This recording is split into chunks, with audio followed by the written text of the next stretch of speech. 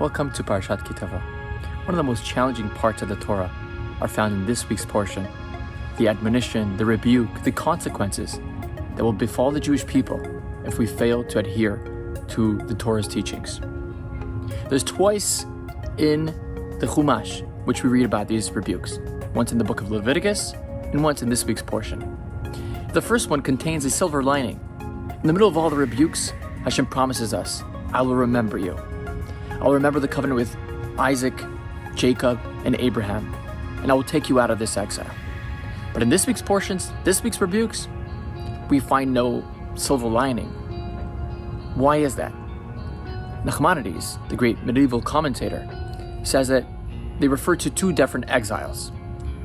The first admonitions that we read in the book of Leviticus speak about the first exile in 586 BCE by the Babylonians, which lasted only 70 years.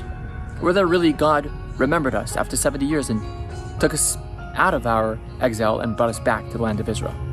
But the second one, the Roman exile in 70 CE, is a much longer one.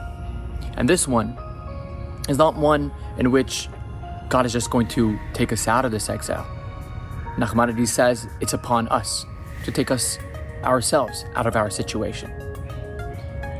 Rav Kook, the first chief rabbi of Israel, speaks about the custom we have on Seder night to open the door for Elijah, for Eliyahu Hanavi.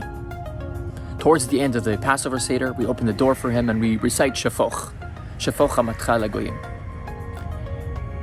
Asks Rav Kook, why does Eliyahu Hanavi need us to open the door for him? If Eliyahu Hanavi managed to stay alive all these years and manages to find every Jewish home on Seder night, wouldn't he manage to squeeze through the keyhole or through the crack in the window and enter our homes? Why do we have to get up and open the door for him? Says Rav Kook, because this exile and the redemption that Elijah stands for is one in which we will have to get up from our seats and open the door for. We will have to do our part to bring the Geulah. Whether it's spiritually, through our actions of mitzvot, good deeds, and keeping the laws of the Torah, and also physically, by supporting the state of Israel, by doing aliyah, by strengthening our Jewish brothers and sisters in the land of Israel. That is how we're going to bring our redemption. Wishing you a Shabbat Shalom.